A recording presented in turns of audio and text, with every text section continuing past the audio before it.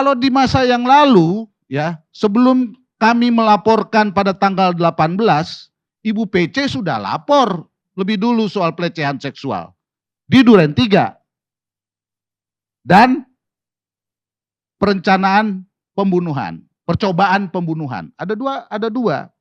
Dan dengan tegas pada waktu itu Kapolri atau institusi Polri menyatakan bahwa ini tidak ada tindak pidananya. Walaupun sampai sekarang kami belum diberikan SP3 untuk soal itu.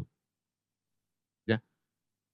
Pak Karni, kalau yang ini nggak ada pelaporan, tapi tiba-tiba muncul di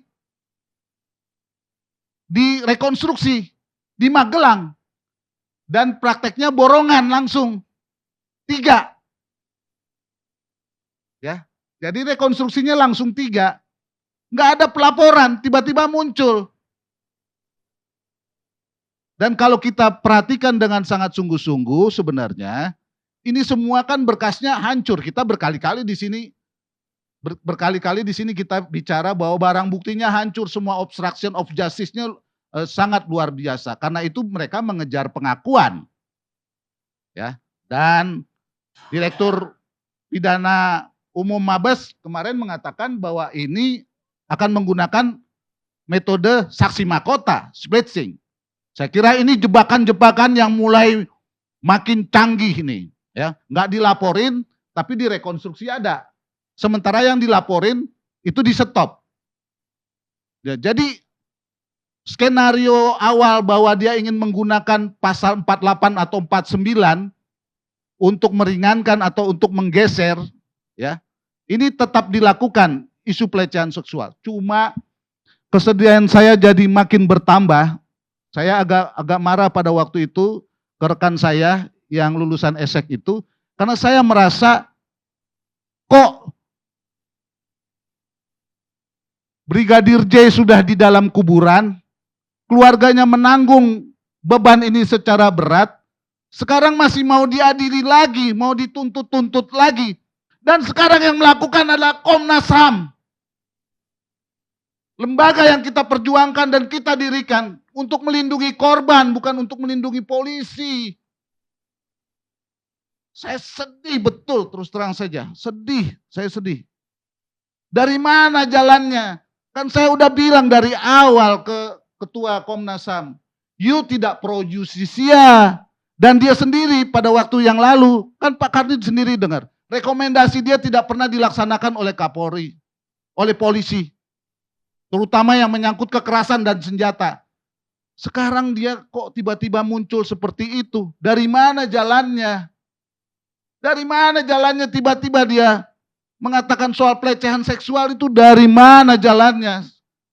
16 malam, ya, sore harinya saya telepon-teleponan dengan salah satu komisioner Komnas HAM untuk bertemu secara rahasia. Saya pengen bicara sama dia. Ya.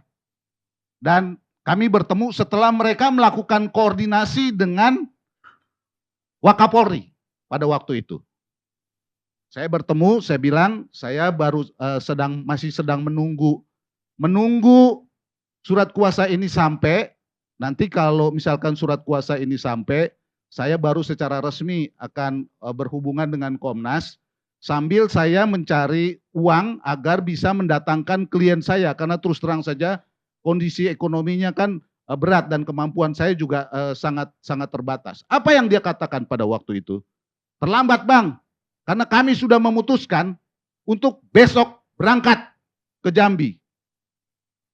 Nah, jadi legitimasi dia, Pak Tobas, legitimasi Komnas ini berangkat, ya, bukan karena rakyat, bukan karena koordinasi. Kalau omongannya ketuanya Komnas itu berdasarkan MOU, berdasarkan Undang-Undang Nomor 39. Dia bukan hanya melakukan pemantauan, Pak Tobas, dia juga melakukan pemantauan dan penyelidikan yang tidak pro justisia, yang ujungnya cuma rekomendasi ke Presiden ataupun ke Polri. Pertanyaan saya, korban di mana?